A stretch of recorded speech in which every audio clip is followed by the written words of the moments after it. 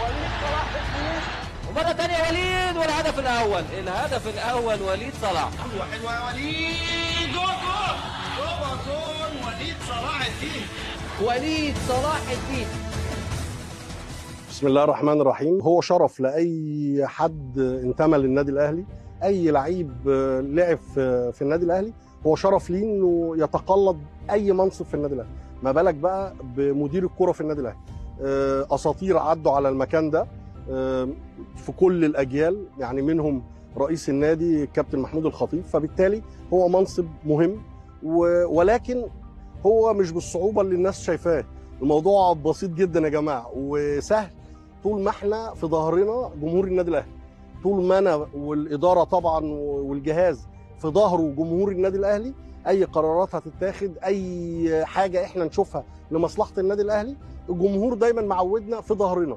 عمر جمهور النادي الأهلي ما قسم مين ينفع ومين ما ينفعش، ومين قرار ده صح وقرار ده غلط. هو في ظهر أي مسؤول في النادي الأهلي، فالجماهير تبقى مساندة الناس اللي موجوده في كل القرارات، واحنا متعودين كده على النادي الاهلي، لان في الاخر كلنا بنجتهد، هنضحي باي حاجه خارجيه في مقابل ان احنا نسعد ملايين من البشر، حياتهم ونفسيتهم وفرحهم وحزنهم معلق بالنادي الاهلي.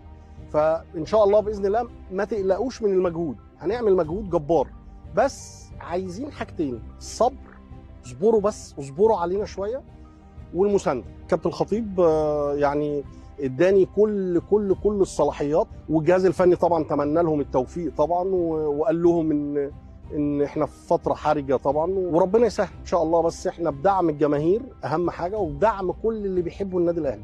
يعني هو الوقت ده مش وقت اللي مين صح ومين غلط، ومين مدرب يجي ومين مدرب ما يجيش، ومين تشكيل يلعب ومين مش تشكيل يلعب. دلوقتي وقت المسانده، ساندوا الكابتن عماد النحاس بالجهاز الفني في اي قرارات فنيه هياخدها، وساندوني انا كمان في اي قرارات اداريه هاخدها. وفي الاخر اللعيبه دول كلهم اخواتي واخواتي الصغيرين، وفي منهم قد ولادي، فبالتالي هتعامل معاهم بروح الاب، وفي الاخر بتحكمنا لائحه. الموضوع بسيط جدا في النادي الاهلي جدا.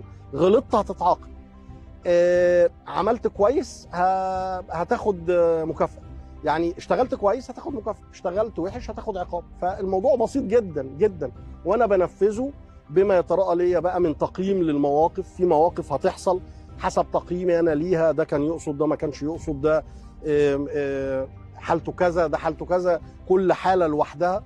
فان شاء الله الموضوع باذن الله بسيط. انا مدير كوره بقالي 20 سنه، اشتغلت مع الكابتن مختار في نادي الاتحاد، واشتغلت مع الكابتن حلمي طولان، واشتغلت عضو لجنه كوره في النادي الاهلي، واشتغلت كمان في الدرجه الثانيه، واشتغلت مع زد في الدرجه الثانيه وفي الدرجه الاولى بقالي 4 سنين. فبالتالي عندي الحمد لله من الخبرات اللي تخليني اقيم المواقف صح.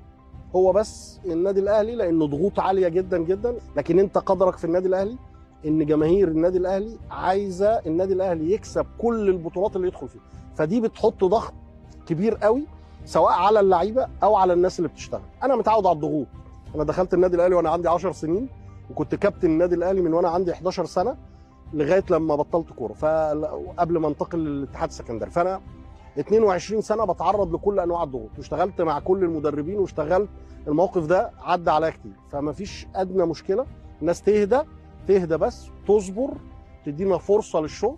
من وانا عندي 11 سنه لغايه عندي 33 سنه، 22 سنه جوه النادي الاهلي مع اجيال مختلفه، مع مدربين مصريين ومدربين اجانب، تحت ظروف صعبه جدا، تعرضنا لمواقف صعبه، وجي كابتن انور سلامه، وفي مواقف تانية، وعدت بينا مواقف كتير جدا. فانا الحمد لله عندي النو هاو اللي هو انا اعرف الفرقه ترجع ازاي.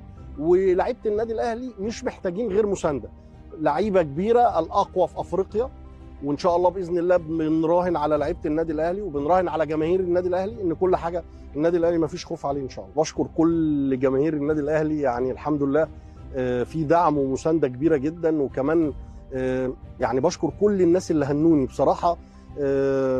يعني ما كنتش واخد بالي من مظاهره الحب دي، يعني هو حب الناس الحمد لله اكبر نعمه ممكن تاخدها. انا ما كنتش اتخيل قد كده كم الحب من الناس. يعني الناس بعد الخبر، بعد اصدار النادي الاهلي او اعلان النادي الاهلي للخبر، انا لقيت كم من الملايين الاهلاويه في كل مكان في العالم